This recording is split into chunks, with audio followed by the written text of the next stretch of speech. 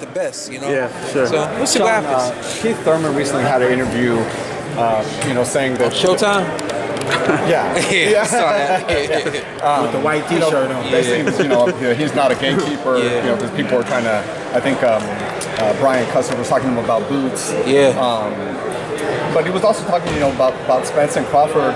You've obviously been in the ring with all three guys. Is it kind of unfair for people to put Thurman in that? I mean, Thurman did beat all the guys Spence beat before Spence did. Keith is my guy. Keith put himself in that position, and I don't think he put himself in that position on purpose. I do think that, and I don't speak candidly, I do think that he tried to control the business side of his career a little too much, and I think he tried to be a little too strategical, and I think that it did backfire on him to a degree. But I mean, he had injuries, things that he just could not control, and I think that his time away from the ring, it kind of just pushed him to the back, and it continued to push him to the back. So, even in his comeback fights, they weren't the old one time that we're used to seeing. And when you don't see that old one time, it's like, hey, who are you now? You are gatekeeper. You are a has-been and things of that nature. I think, I said on the Porterweight podcast that Keith, get back in the ring ASAP. It doesn't matter who you're getting in the ring with. Get back in the ring ASAP. And okay, so you don't want to be a gatekeeper, then take on somebody who is on that same level that you just fought with Barrios, dominate that dude, and then say, I'm ready for the big time. You can't stay away for so long and then expect people to still have that same respect for you. So it kind of just is what it is. Do I think he's a gatekeeper? No. Do I think he's on the verge of becoming a gatekeeper? Yes, because of his inactivity. So I think that's what people are looking at. They're just looking at him not being the same guy, and that's what the gatekeeper is. Gatekeeper is the guy who was great, but is not great anymore. So if Shawn don't get Spence Crawford records, we still don't have the announcement. So if we don't get it, if Keith is the next guy, I want to see Keith get one more fight, like a tuna fight. I think that people need to respect him coming back from everything. Get that last little tuna fight in. Get it in ASAP. And then get ready to get in the ring with somebody who's up there. Because if you're not getting in the ring with them, now it's got to be Boots, or it's got to be Virgil Ortiz or Staniones or somebody like that, yeah. And Shawn, I wanted to piggyback off of that topic there. The gatekeeper role. The gatekeeper role at 147. How specifically dangerous is that spot? Like you just said, you got Sharks up top, and you got the young Lions on the bottom that will not take no for an answer. Yeah, I don't really know who is. I don't know. Do you guys even look? Do you look to see who's becoming the gatekeeper? How does that even work? I think it just happens. The performances, it kind of Keith is just kind of becoming. He's getting there. If he's careful, like you said, if he doesn't get back in, he's got to get back in there. I don't know, man. It's weird. I do think that the welterweight division is dangerous for everybody. I like to see. I did, man. I'm a big fan of Keith. We're friends. Blah blah blah blah blah. I want to see him come back, and I want to see him have a great, fruitful career, not mediocre fights against mediocre guys and things of that nature. So I want to ask you about a fight that no one really talks about too much, and that's Virgil Ortiz Jr. versus Staniones. Yeah. Stylistically, is that fight coming? They're not fighting, but what do you think about them if they did get together? That's a clash. That's a clash right there. I don't remember who Staniones fought in his last fight, but he fought Bhutia. Right. From India. And that fight wasn't as action-packed as I expected to be. I think near the end it started to get to be that way. But that's what I see out of Ortiz and Staniones. I think it's an action-packed fight. Staniones does take a lot of shots, but he's really strong. So I don't know, man. That's a really interesting fight. I don't think it'll ever happen, but that is a really interesting fight. I've been talking a lot. It's a shame that some fights don't happen, man. Definitely. I've been talking a lot to Blair Cobbs. Yeah. Blair Cobbs is hell-bent on fighting against Virgil Ortiz Jr. He is hell-bent on fighting Virgil Ortiz Jr. What do you think about that fight? Same promotional company.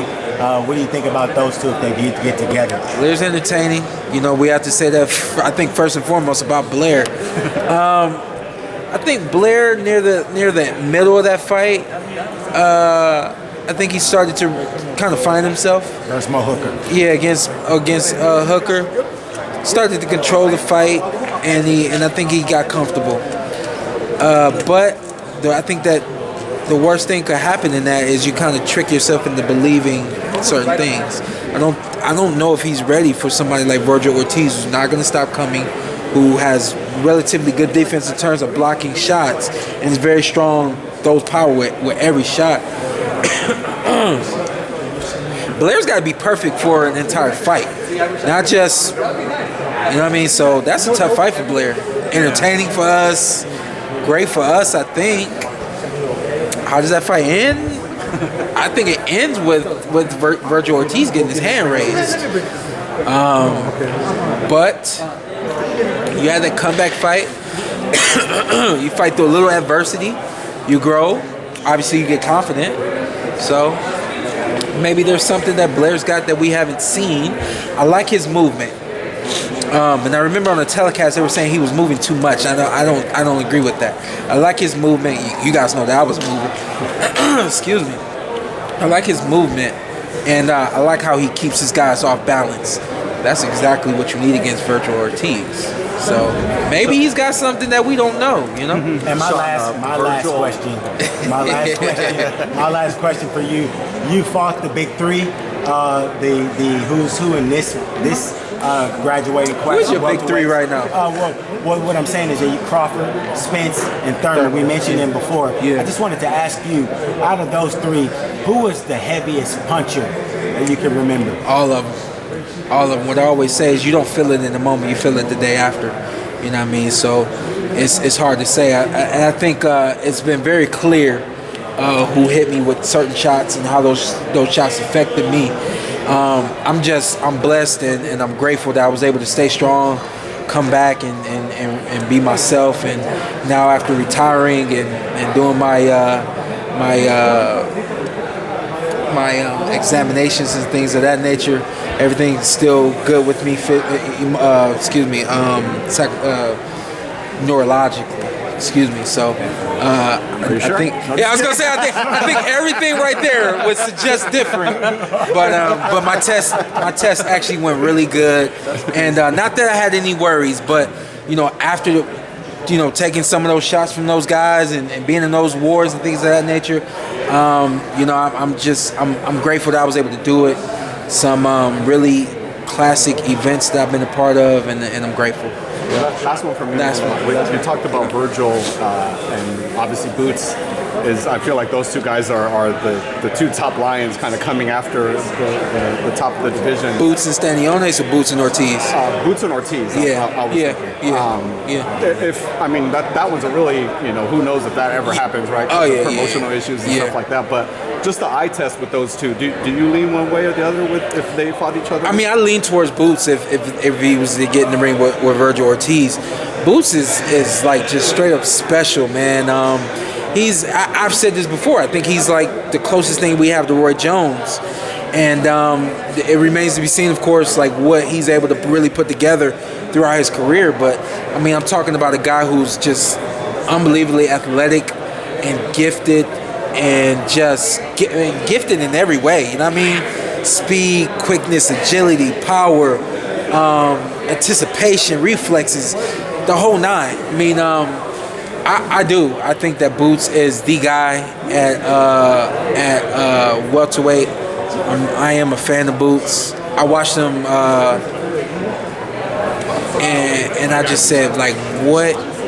This dude is different. You know what I mean? So that's hard to beat. With Virgil Ortiz, I mean, you can pick the things that he's good at, and you can pick the things that he needs to improve on.